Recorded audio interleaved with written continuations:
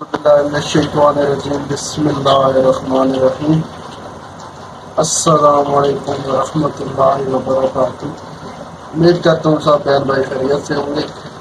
आज हमने जो है ना एक वीडियो देखनी है जिसमें एक हिंदू भाई ने इस्लाम की इतनी अच्छे तरीके से वजाहत की है ना, मैं कहता हूँ सलाम है उसको।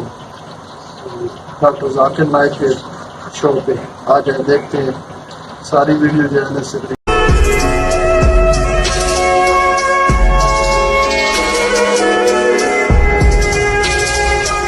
मेरा नाम मनोज कुमार गौड़ है। मैं यूपी ईस्ट कानपुर का रहने वाला हूँ। मैं अभी जस्ट मुंबई में नया हूँ, मुझे यहाँ पे कोई नहीं जानता। कुछ दिनी भाई है जो मुझे जानते हैं यहाँ पे। सबसे पहले मैं आपका शुक्रिया अदा करना चाहता हूँ इस मंच के थ्रू, जो हमारे डॉक्टर जाकिर भाई ने यहाँ आपके थ्रू इतने सारे लोगों के बीच में मुझे ये मौका दिया कि मुझे आ करके अपनी किसी बात को कहने का मौका मिले। मैं एक ऐसी फैमिली से बिलोंग करता हूँ जो कि इतनी सेपरेट फैमिली है, जो कि मुसलमान का नाम नहीं सुनना चाहती है। इवन मेरे घर में मुझे पीस चैनल को देखने और सुनने की परमिशन नहीं है। फिर भी अल्लाह तबारक व तआला का एहसान है, करम है उनका कि मैं अपनी फैमिली का सबसे बड़ा बेटा हूँ और मुझको अल्लाह तबारक व तआला ने चुना और जरिया बना पीस चैनल, जिसपे मैं डॉक्टर जाकिर नाइक और डॉक्टर इसरार अहमद, शेख सनाउल्ला जिनकी तकरीरें सुनता था, जिनसे मेरे सारे मिसकंसेप्शंस दूर हुए। और यूपी ईस्ट का रहने वाला हूँ। मेरी उम्र 25 साल है।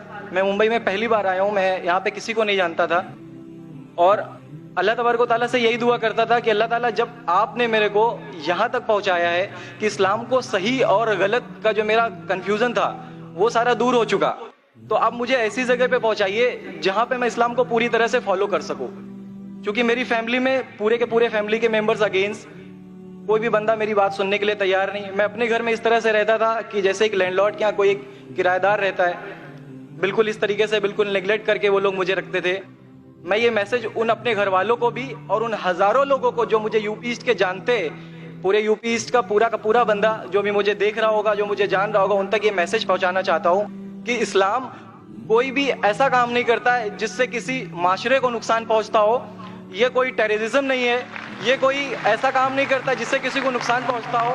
एक ऐसी फैमिली का बंदा जो कि मुसलमान के लिए इतनी गलत फहमी रखता हो, उसी घर का सबसे बड़ा बच्चा बाहर निकल करके इस बात को बताने के लिए तैयार है कि वो उनका दिमाग है, ये इस्लाम की तरफ से नहीं मिला है। तो मैं इस बात को कहना चाहता था, इस बात को बताना चाहता था। मैंने कभी सोचा भी नहीं था कि मुझे मौका मिलेगा कि मैं डायरेक्टली डॉक्टर जाकिर साहब के सामने आके उनका शुक्रिया अदा कर पाऊंगा। और जब मैंने पीस चैनल देखा तो पीस चैनल के थ्रू मुझे ये पहले पता चला, क्योंकि मैं इससे पहले कुछ सोचता नहीं था। जो जिंदगी चल रही है वो जिंदगी मेरे लिए काफी थी। माँ है, बाप है, घर का सबसे बड़ा था, मैं एक वेल एस्टेब्लिश फैमिली का बंदा था, तो मुझे ऐसा कुछ सोचता ही नहीं लगता था कि मुझे कुछ और भी करना चाहिए। लेकिन जब इस चैनल को देखा तो वाकई में मुझे पता चला कि मैं जहां पे हूं ना वो कुछ भी नहीं है। असल जिंदगी तो मौत के बाद है।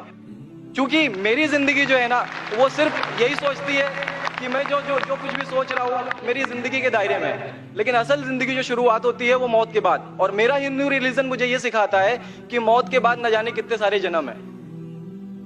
हमारे वेद हमें सिखाते हैं नातस्य प्रतिमास्ति, फिर भी हम प्रतिमा को मानते, मूर्ति को मानते, देवी देवताओं को मानते। हमारा वेद हमें बताता है एकम ब्रह्मम द्वितीयो नास्ति, यानी कि भगवान एक है, दूसरा नहीं है, नहीं है ही नहीं। उसके बाद भी हम 36 करोड़ देवताओं को मानते। तो हम अपने वेद को क्यों नहीं पढ़ते, हम अपने वेद को क्यों नहीं देखते कि हमारा वेद हमें क्या सिखाना चाहता है।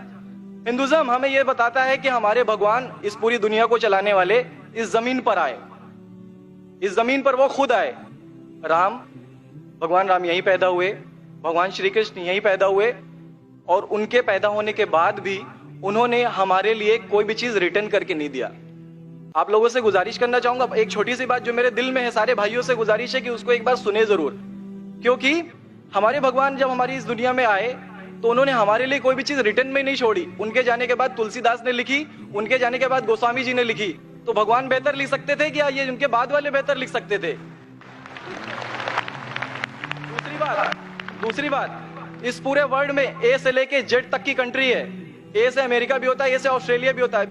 हिंदुइज्म जो है सिर्फ और सिर्फ 3 कंट्री है, इंडिया, मॉरिशस और तीसरा नेपाल अभी घोषित हुआ है, ठीक है। और श्रीलंका, जहां पे भगवान श्री राम ने जा करके रावण का वध किया था, जिससे दशहरा मनाते हैं हम, उनके क्रिएशन के बाद उनके जब उन्होंने बुराई पे अच्छाई की जीत पा ली थी, तो जीत पा ली थी उसके बाद, यानी कि भगवान जिन्होंने पूरी दुनिया को बनाया, हम ऐसा सोचते हैं, हिंदुज़म ऐसा सोचता है, जब उन्होंने किसी स्पेसिफिक कंट्री पे